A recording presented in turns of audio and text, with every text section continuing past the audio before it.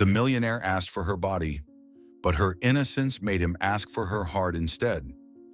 Emily Carter didn't expect the most ordinary Tuesday to become the moment that quietly rerouted the course of her life. The bakery where she worked, Willow's Crust Bakery, sat tucked beneath a sleek office tower in downtown Chicago, buzzing with its usual morning chaos. Office workers in tailored coats, irritable lawyers, and assistants glued to their phones lined up for coffee and pastries. Emily, 25, looked just as she always did, hair tied back neatly, her apron dusted with flour, and a soft smile that warmed even the coldest morning. She remembered every regular's order: who disliked raisins in their muffin, who needed an extra espresso shot. But that morning at precisely 8:52 a.m., a stranger walked in, and time seemed to pause for just a breath. He was tall, his posture crisp, wearing a charcoal gray suit tailored to perfection. His face was striking, his eyes sharp, scanning everything without looking up. He didn't glance around as he entered, eyes fixed on the phone in his hand. A CEO on a tight schedule, Emily guessed. And she was right. Blueberry muffin and a black coffee, hot. His voice was deep, clipped, emotionless. "For here or to go, sir?" Emily asked, her voice carrying the warmth that made strangers feel like friends. "To go." He handed over his card without a glance. Emily, as she always did, wrote his name on the pastry box, a small touch of personalization. But she had only caught a glimpse, and instead of Nathan, she wrote Nathan. As he took the box, his eyes flicked over the handwritten name. A small frown formed before, for the first time, he looked directly at her. "You spelled my name wrong." Emily's cheeks flushed. "Oh, I'm sorry, No need." He cut her off, but not unkindly. There was something in his eyes. Surprise? Amusement? "Thing," he added, and this time his voice was just a bit softer. He turned to leave. But as he reached the door, he paused for a beat, glancing again at the box in his hand, and smiled just barely. No one noticed, except Emily.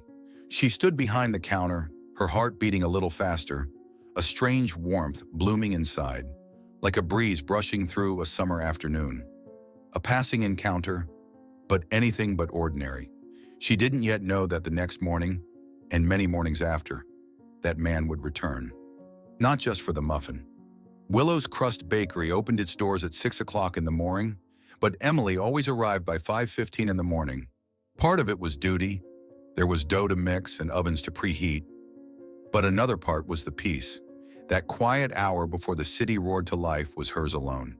She prepped muffins, folded scone dough, sprinkled blueberries with practiced ease. Her hands moved like they had done this 1,000 times, which truthfully, they had. While she worked, she often listened to psychology podcasts, clinging to a subject that once felt like a future she could afford. Emily lived in a tiny apartment on Chicago's west side with her 14-year-old brother, Dylan, a brilliant, sensitive boy on the autism spectrum. Their mother had passed away from cancer 3 years earlier, leaving Emily as his sole guardian. From that moment, her dreams were paused, not erased, just placed on hold. She had once applied to the child psychology program at the University of Illinois, hopeful and eager, but tuition fees and Dylan's growing needs forced her to defer. Now she saved every tip, tucked away coins like seeds for a someday garden. Her dream hadn't died, it was simply waiting. Emily's world revolved around three things: work, Dylan, and the quiet hope she rarely dared say aloud. After morning shifts, she rode the bus home, made lunch, helped Dylan with homework, and managed his sensory meltdowns, like refusing red shirts or covering his ears from passing sirens. Despite the exhaustion, Emily never complained. She was used to aching feet, hair that smelled of yeast and coffee, and nights with barely 5 hours of sleep. Some days her only meal was a leftover pastry during her break. But what kept her going was love for her brother, and the belief that her life, though simple, still mattered. At the bakery, Emily was the heart of the space. She remembered names, stories, heartbreaks, interviews, baby announcements. One time a woman burst into tears after receiving a brownie with a handwritten note. "You're doing great." Emily didn't recall why she'd written it, only that the woman walked out lighter. To Emily, every customer was more than a transaction. They were a story. She wasn't wealthy or glamorous, but her kindness was magnetic. And maybe, just maybe, it wasn't the muffins that brought Nathan Wolfe back. That morning, Chicago basked in a soft autumn glow. Sunlight filtered through the bakery windows, dancing across trays of freshly baked pastries. Emily was chatting with a regular customer while wiping the counter when the bell above the door chimed again. He walked in for the second time. Same tailored suit, same neatly combed dark brown hair, same sharp, unreadable gaze. But this time, he wasn't glued to his phone. He actually looked around, and for the first time, those eyes landed on her. Emily couldn't help noticing how he moved, deliberate, composed, as if the world had always made way for him. Other customers in the shop seemed to feel it too. Conversations quieted. A few turned to glance. There was something about him that drew attention. "Good morning," Emily greeted first, her tone as warm as ever. "Same order? Blueberry muffin and hot black coffee?" He nodded, his eyes still fixed on her. She turned to prepare his order, but she could feel his gaze following her. It wasn't invasive. It was curious, like he was watching a puzzle unfold. "I spelled your name wrong last time," she said as she picked up the marker. "I'll try to get it right today." He gave a small smile. "I still have that box." Emily looked up, surprised. "Really?" "Yeah," he said. "I like imperfections. They make things feel real." Her heart skipped. She carefully wrote Nathan in bold block letters, then held it up for him to see. "Flawless," he said. "You strike me as the kind of person who wants to get everything just right."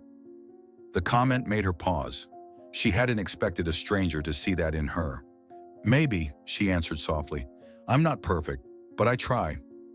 Nathan nodded, as if that explained more than words could. As she handed him the coffee and muffin, their fingers brushed for just a moment. Just a touch, but it was enough to charge the air between them. "Thank you," he said. "Have a good day, Mr. Wolfe." His brows rose. "You know who I am?" Emily smiled. "Your ID badge peeked out when you handed me your card." He laughed for the first time. A low, short laugh, but real, unlike the carefully composed presence he wore before. "Smart." And then he walked out. But this time he wasn't in a rush.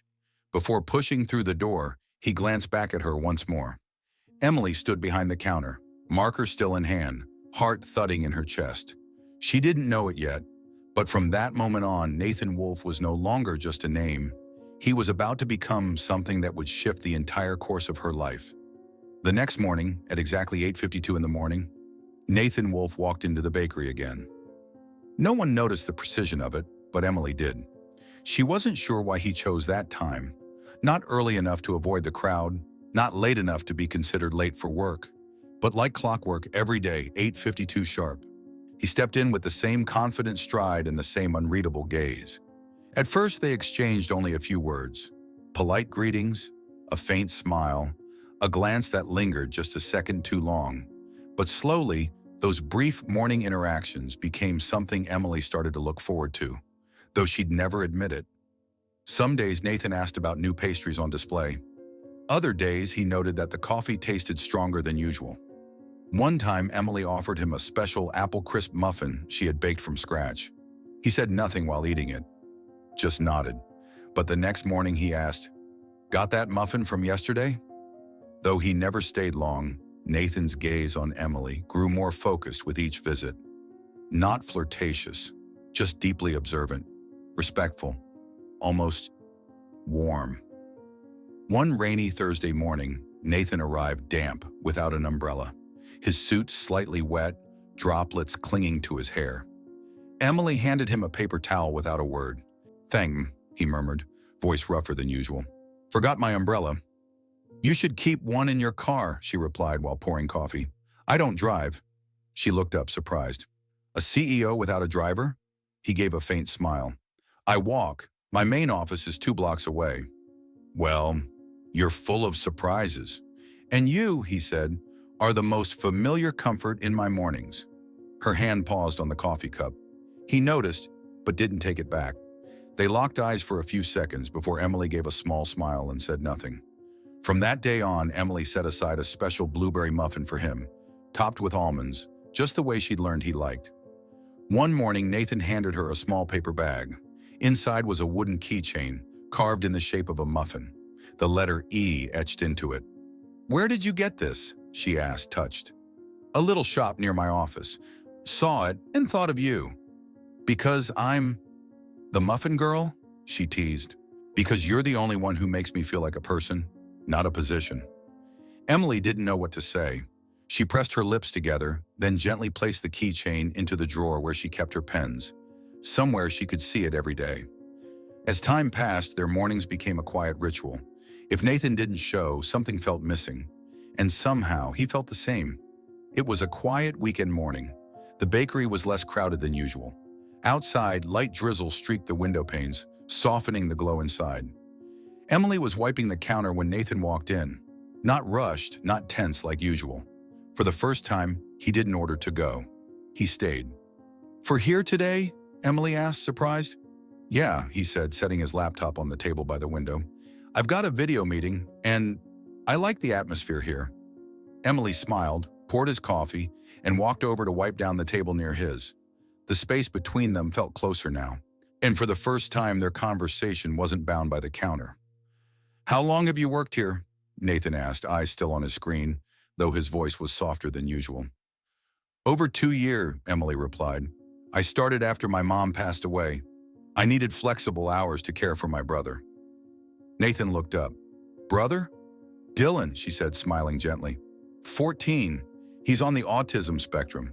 Brilliant kid, loves space science, but really sensitive to noise and bright lights." He nodded, his expression more serious. "You take care of him on your own?" "Yeah, since our mom died. It's not easy, but Dylan's my world."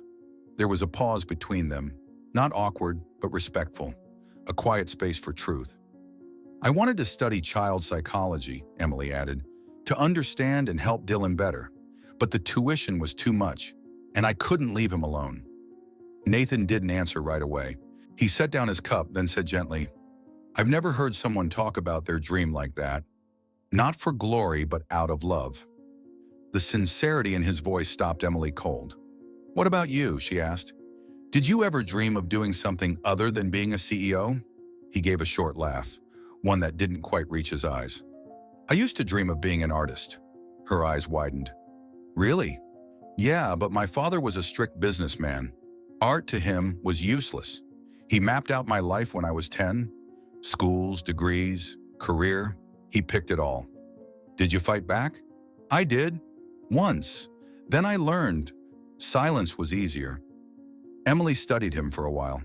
For the first time, she saw weariness in his gaze, a quiet, buried ache behind the polished, powerful exterior. After that morning, Nathan started staying longer. Instead of rushing off with his coffee, he took the table by the window, opened his laptop, and worked for hours. Emily went about her duties, but every now and then, their eyes would meet, and a short exchange would pass between them. No longer surface level, but honest and real. There was no confession, no lingering touch, no overt stares, but something between them was growing, quietly, deeply, like background music you don't realize you've been humming, until one day, the lyrics feel like your own. Chicago was slowly shifting into winter. Cold winds slid through door cracks, tugged at coat collars, and rushed down busy sidewalks. But inside the little bakery, warmth lingered, not just in the coffee cups, but in the glances exchanged without words. Nathan kept coming each morning, and Emily, though she never admitted it, began to prepare for his arrival as naturally as she preheated the ovens. One Wednesday morning, after finishing a Zoom call at his usual corner table, Nathan approached the counter and asked, "Do you get a lunch break today?" Emily paused, still wrapping a pastry. "About 40 minutes, yeah." "Want to have lunch with me?" he asked, eyes steady on hers. She looked at him, clearly surprised. Nathan, always composed, always distant, was now asking her to lunch? Her heart skipped. "As long as it's not a 5-star restaurant," she joked lightly. Nathan chuckled. "Nope, just lunch at the park. I brought sandwiches." That afternoon, they sat side by side on a bench in Millennium Park. A cold breeze blew through bare trees, and the sky was oddly clear. Nathan pulled out a paper bag containing 2 sandwiches, a bottle of lemonade, and a small box of cookies. "You packed all this?" Emily asked. "My assistant did," he admitted, "but I chose everything, even the cookies." She laughed, a light, ringing laugh Nathan hadn't heard before.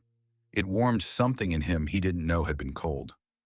Over lunch, they talked about little things: favorite movies, a hidden ramen shop near the train station, how Dylan had started painting galaxies with watercolor. Nathan listened, truly listened, as if every piece of her world mattered more than his own. At one point, Emily looked up and caught his gaze. It wasn't hurried or hungry, it was full of respect. That look made her feel understood, but she also knew there were still boundaries between them: age, status, background, and her mother's past, loving a wealthy man who eventually left her broken, stripped of trust in anything called fairness in love. Emily didn't want to be a passing comfort for someone successful and too busy to stay. She needed to know if they started something, they'd walk it together. No one left behind in the shadow. That afternoon, as they parted ways at the train station near the park, Nathan turned and said quietly, "Thank you for giving me a real afternoon." Emily smiled. "Thank you for picking butter cookies instead of mint chocolate." He laughed, this time a full, genuine laugh. And in that moment, she realized her heart was starting to lean toward him. No words had been spoken, no confessions made, but some things grow strongest in silence. After that lunch in the park, they remained on the bench for a while, quietly watching people pass by. A gentle breeze stirred Emily's hair, carrying the soft scent of cookies and fallen leaves. Nathan leaned back slightly, holding the half-finished lemonade in his hand. Then he turned to her and asked casually, "If you weren't working at the bakery, where do you think you'd be right now?" Emily didn't answer immediately. She stared ahead, toward a beam of sunlight falling over an elderly couple holding hands as they crossed the street. "I think I'd be somewhere with a notebook full of theories and a heart full of hope," she said softly. "Maybe in a lecture hall at the University of Illinois, learning how to understand children like Dylan, learning how to reach them where no one else has." Nathan tilted his head. "You want to be a therapist?" She nodded. "Not for prestige or money, but because I want to help kids like my brother. Kids with their own worlds who need to be understood, not fixed." At that moment, she turned toward him and caught his gaze. It wasn't curious. It wasn't pitying. It was admiring, deep and genuine. "Your dream," he said, "it's real. So real it makes what I do feel small." Emily laughed, shaking her head. "A tech CEO of a billion-dollar company feels small?" "Yeah, because sometimes I feel like I build things, but I don't really change anything." She paused, then burst into laughter, a sound so bright and unfiltered, it startled even her. Nathan looked at her, amused. "Sorry," she said, still laughing. "It's just the first time I've heard you say something that honest. You're not Mr. Wolf anymore. You're just Nathan, the guy who likes butter cookies and forgets his umbrella." He laughed too, this time easily, freely, as if there had never been distance between them at all. In that moment, they were no longer a CEO and a bakery worker, no longer two people from different worlds. Just a man and a woman slowly stepping into each other's. But like all beautiful things blooming in silence, what they shared couldn't stay hidden for long. Life has a way of dragging the private into the spotlight. That morning, Emily had just placed a fresh tray of muffins on the counter when the bakery phone rang over and over. One of the staff rushed over, looking panicked. "Emily, there's an article about you and Mr. Wolf, online." She froze. Her hand slowly lowered the coffee cup onto the counter. Her heart was racing, not from excitement, but from a deep, cold knowing that something was about to unravel. On the phone screen was a headline: "Tech CEO Nathan Wolf dating small-town bakery girl, a look at his morning rendezvous." Below were a series of photos, taken from a distance but intimate nonetheless. Them sitting at the park, her holding a cookie box, him looking at her, softly, genuinely. Private moments now laid bare for thousands to scrutinize. Within hours, the story spread across social media. Some were curious, some cruel, and as always, the woman bore the brunt of judgment. "She's clearly using the relationship to climb," Probably planned it from day one. Fairy tale romance? Get real. Emily didn't need to read more. A few lines were enough to leave her gutted. Worse, Dylan's picture surfaced too, along with their address, old Facebook posts, and details she had fought hard to keep private. She panicked, called a neighbor to watch over him, and locked down every account. That afternoon, Nathan didn't come. She waited. Every time the doorbell jingled, she looked up, hoping to see his face. But by closing time, the familiar suit and steady footsteps never appeared. The next morning, her phone lit up with a message from an unknown number. I never meant to hurt you. But maybe walking into my world means walking into a storm you didn't ask for. You and Dylan deserve peace, not my spotlight. I care enough to walk away before I make it worse. Emily read the message over and over, her chest tightening with every word. She wasn't angry, she wasn't bitter, but she was disappointed, not because Nathan left, but because he didn't understand that she didn't need to be shielded. She needed to be stood beside. That evening, she sat quietly in their small apartment, watching Dylan color a watercolor galaxy at the kitchen table. He didn't know what was happening, but Emily did. And she knew if she didn't stand up now, she'd lose the one good thing that had just begun. One day passed, then two, then three. No message. No Nathan. The bakery felt emptier. Emily grew quieter, but her eyes, they shone brighter. Not because the pain had faded, but because she was starting to remember the strength she'd always carried. She decided, if love is real, it doesn't come from someone protecting you from the storm. It comes from someone choosing to walk through it with you. Nathan may have stayed silent, but fate didn't. And sometimes we don't get to choose when to face things, only how we face them. 3 days later, on a cold, quiet morning, the bakery door opened, not to Nathan, but to a woman with sharp posture and undeniable presence. Her silver hair was swept into a tidy bun. Her coat was tailored and expensive. Her eyes were winter steel. Emily had never met her, but she knew exactly who she was. Eleanor Wolfe, Nathan's mother, business magnate, philanthropist, one of Chicago's most influential women. "Miss Carter," she said, her tone firm, "I'd like a moment, in private." Emily didn't flinch. She nodded and led her to the quiet back corner. She poured her a cup of hot tea, no pleasantries, no theatrics, just presence. Eleanor looked at her directly. "I didn't come here to scold you. I came to understand. The woman my son believes he could love." Emily sat still, hands folded, eyes calm and steady. "You see," Eleanor continued, "Nathan was deeply hurt as a child, brilliant but burdened. His father and I, we weren't always right, but my fear is he'll break again." Emily nodded gently. "I understand your fear, but I didn't come into his life to patch his wounds. I don't want him to shield me, nor do I want to be his escape." Eleanor's eyes narrowed. "Then what do you define this relationship as?" Emily took a breath, then spoke clearly. "A partnership, no one above the other, no one pulling the strings, just two people, walking in rhythm." A pause. Eleanor sipped her tea. The skepticism softened, replaced by something deeper. Curiosity. "You think love is enough?" she asked. "No," Emily answered, "but kindness, honesty, and the ability to choose, that's enough for me. Do you know Nathan is very wealthy?" "I do." "And you don't care." "I care more about how he treats people than what's in his bank account." A flicker of something, humor maybe, passed through Eleanor's eyes. "You're remarkably composed, Miss Carter. Not because I'm not afraid, but because I know who I am." Silence. Then Eleanor placed her cup down. She stood, but before leaving she looked at Emily, no longer with judgment, but from one woman to another. "You know," she said slowly, "I've never seen Nathan look at anyone the way he looks at you." Emily didn't respond. She didn't need to. That sentence was enough.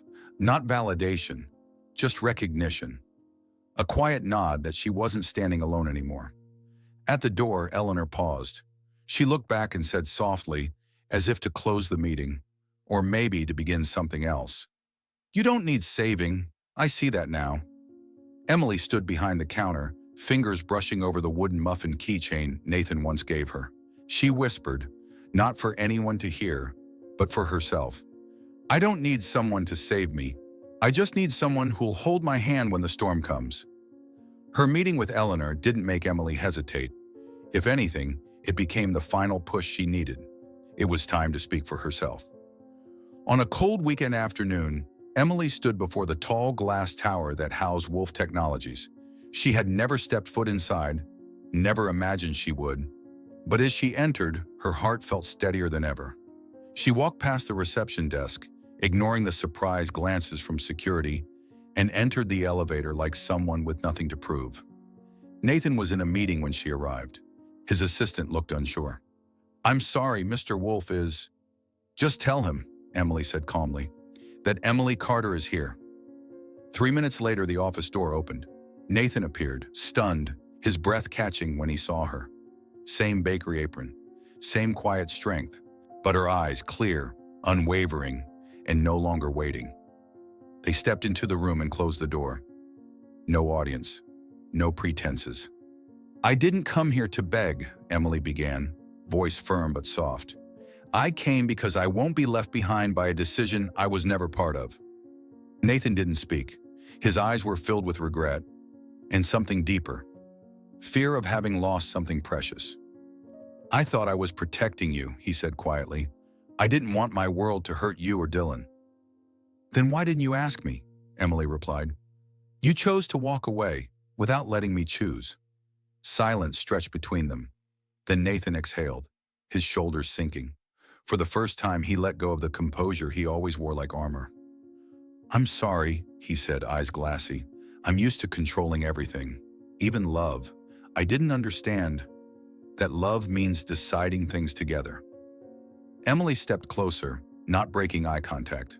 "I don't need someone to protect me," she said gently. "I need someone to stand with me. Whether the world takes photos of us in the park or whispers behind our backs, if you hold my hand, I can handle the rest." Nathan cried, not a sob, but the kind of tears that came from the deepest part of him, the place he'd never let anyone reach. "I don't want to lose you again," he whispered. Emily nodded slowly. "Then this time," she said, "everything about us, we decide together." They held each other's gaze, no more words needed, because sometimes forgiveness isn't about what's said. It's about the choice to begin again. Side by side, since choosing to stand together again, Emily and Nathan no longer hid from public opinion. They didn't need to explain. They just lived honestly, with their feelings, letting love grow the quiet, honest way. One early spring afternoon, sunlight streamed through the window of Emily's small apartment. A single envelope from the University of Chicago rested in her hands. Her heart pounded. Hope and hesitation tangled together. She opened it, read, and cried. She got in. The master's program in child therapy, once a dream, too far, was now real, unfolding before her like a door finally unlocked. When Nathan walked in, he found her standing in the living room, still holding the letter, eyes red. He stepped closer and gently held her shoulders. "Acceptance letter?" he asked, smiling softly. Emily nodded, unable to speak. Nathan watched her for a moment, then took a small step back. From his coat pocket, he pulled out a tiny box. Inside was no dazzling diamond, no flashing light, just a simple silver band, thin and quiet. "Emily Carter," he said slowly, voice trembling just a little. "I'm not here to buy your dream. I just want to walk beside it, every step of the way." Emily covered her mouth, tears falling again, but this time they were full of joy. She nodded. No grand ceremony, no stage, just two people, choosing each other, with love strong enough to face whatever life brought. 2 months later, they moved into a small apartment in a quiet neighborhood on the city's west side. No mansions, no extravagance, just warmth, bookshelves, Dylan's space-themed paintings, and a tiny kitchen where Emily still baked in the early mornings. Nathan no longer visited the bakery every day, but he woke up early to make her coffee before class. And Emily, she still smiled every time she saw him waiting outside her campus building, holding a familiar box of muffins. They didn't prove their love with Instagram posts. They didn't define happiness through public gestures. True love meant showing up every day without needing to say, "I love you" 100 times, but always, always keeping that first promise. 3 years later, on a warm summer morning, the laughter of a child echoed from the small garden behind a white brick house on the outskirts of Chicago. Emily sat on the porch, a cup of chamomile tea in hand, eyes watching their 2-year-old son chase butterflies among blooming purple daisies. Nathan stepped out of the house, holding a picture book and a tiny baseball cap. He sat beside her, resting a hand gently on her shoulder, eyes still fixed on their giggling child. Emily smiled, resting her head lightly against his shoulder. She was now a child therapist at the local hospital, a job that left her tired but fulfilled, finally living the dream she once whispered through tears. Nathan, no longer a CEO, had become a social impact investor. He funded educational programs and mental health initiatives in underserved communities. No longer a leader in title, but closer than ever to someone who truly made a difference.